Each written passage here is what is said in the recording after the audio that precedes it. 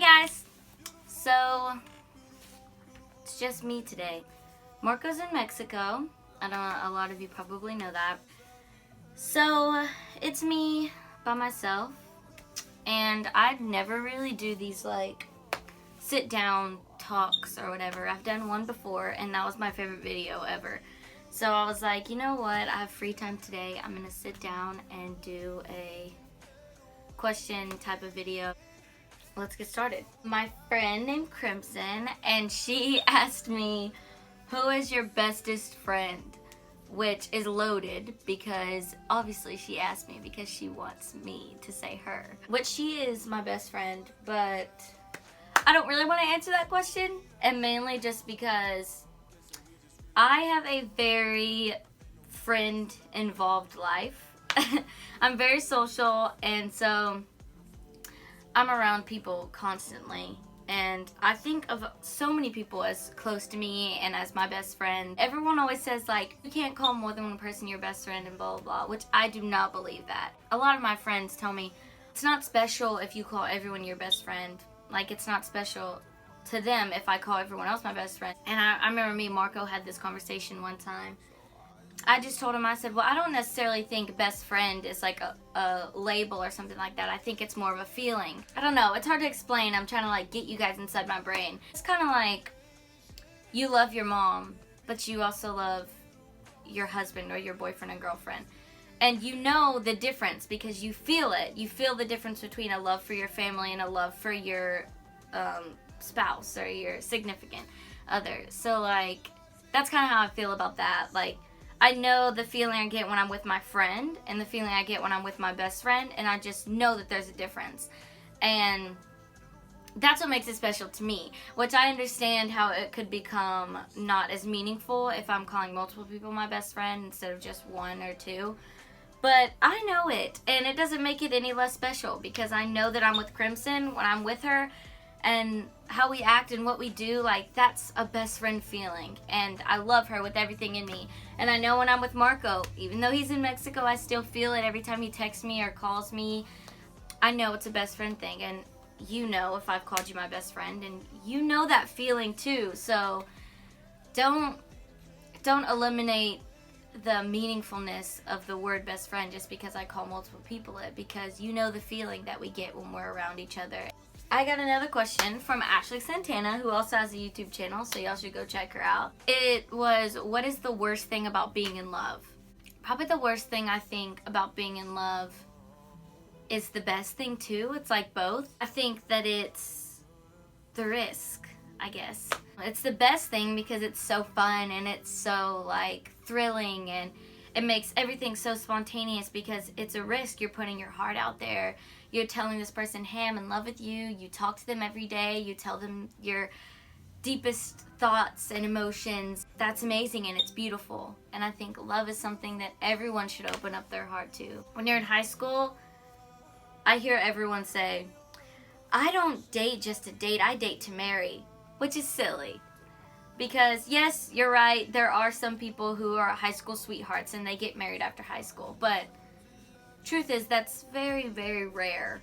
And it's okay for it to be rare because I think you get in relationships and you fall in love for experience, so that you know what you like and what you don't like, and kind of like what you're willing to take, and you get stronger and stronger, so that by the time you are married or you find the one that you want to marry, it's the right person because you've been through everything in the past and you know what you want in the future.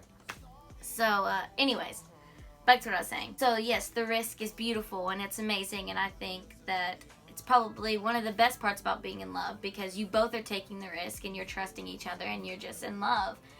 But it's also the worst thing because you are taking the risk and being so vulnerable and being so like becoming so comfortable and trusting and everything with this person, you do risk getting hurt and having anything happen, from like this person cheating on you or betraying you in any way other than cheating. It could be so many things, and that's such a risk that you're taking, and you decide, yes, I'm gonna do this because I am in love with them, so it's worth it. It's all worth the risk. So anyways, good question.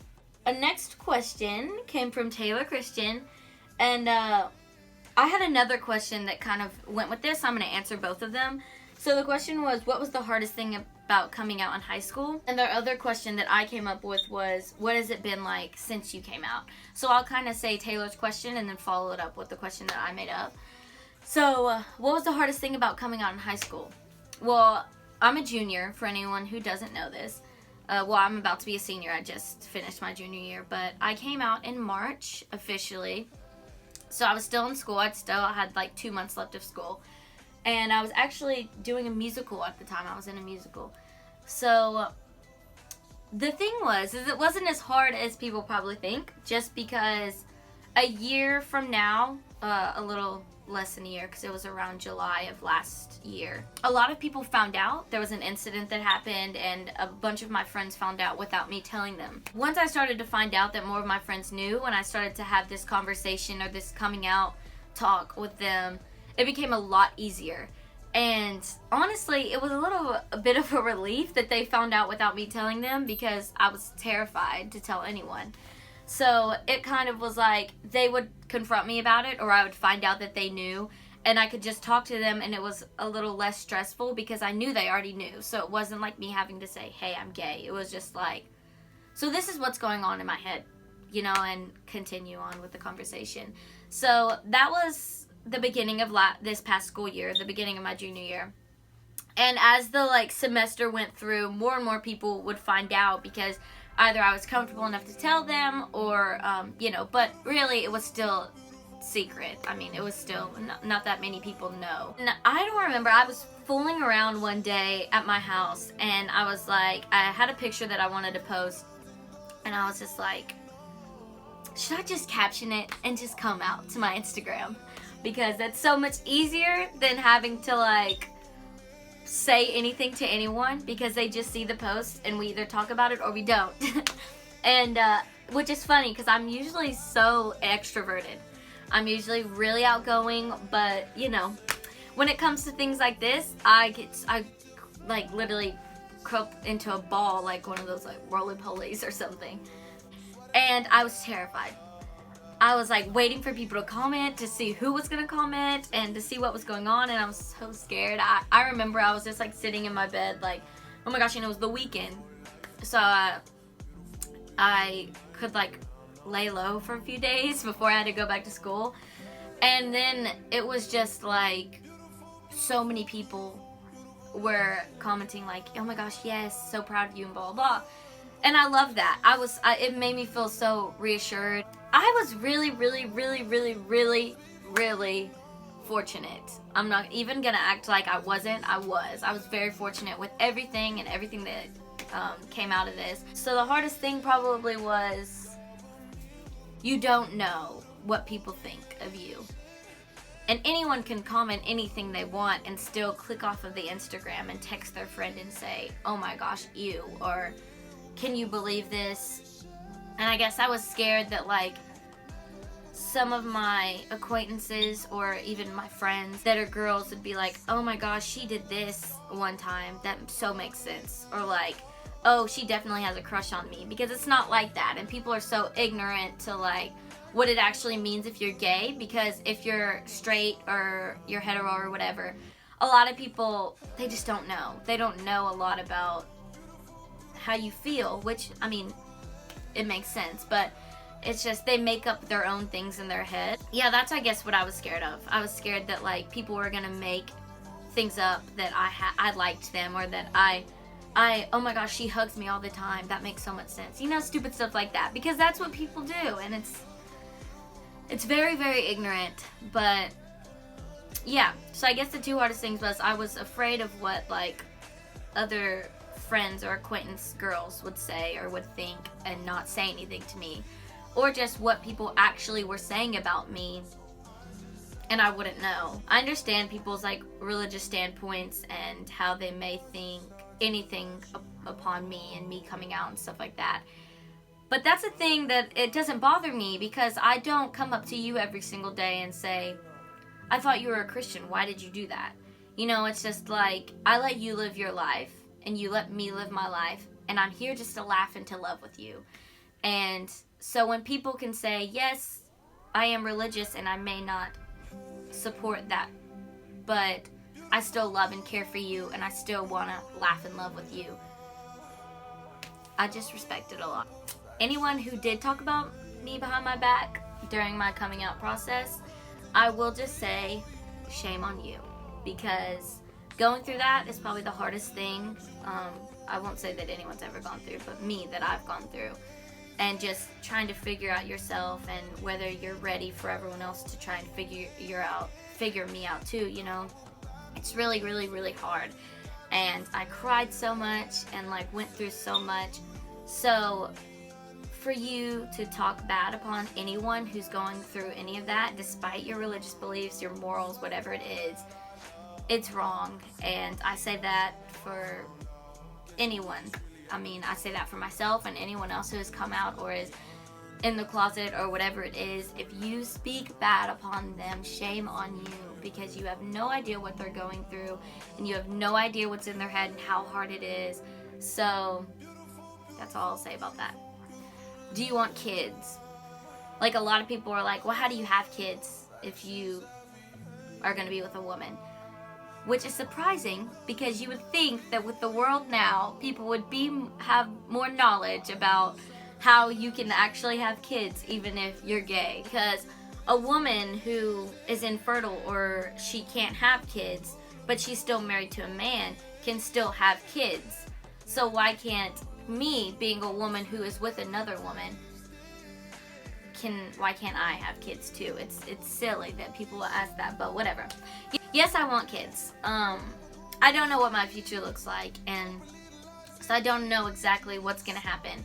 But I do want kids. I want 3. The reason why I know I want to be a mother is not just because I love kids, which I do, but it's also just because I know that I want to feel good and put different things out into the world when I die.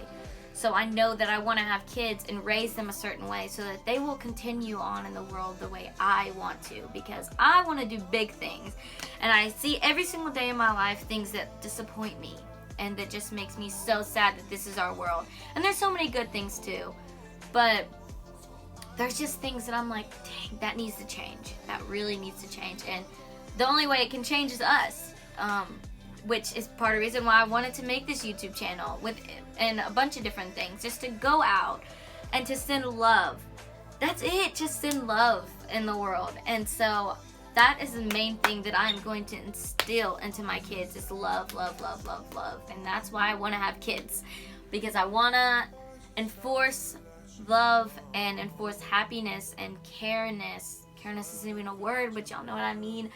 I just want them to know that loving people is okay despite who they are, and that they need to go out and show everyone else that, and that they need to do big things and move the world and change the world, and that just because they are a 6-year-old girl who lives in Gallatin, Tennessee, they can still do big things. And I want my kids to know that, because I know that my parents have taught me that.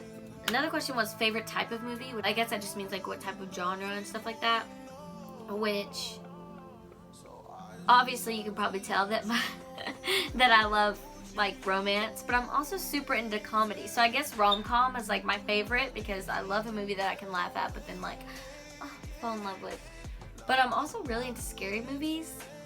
But it's tricky, because I kind of cheat a little when I'm watching a scary movie. If I can, like, you know, whenever a scary part is about to happen, the music starts to get intense and like everything like that, I always close my eyes, because I can't handle the actual scare part where I scream and stuff like that. I just can't handle it.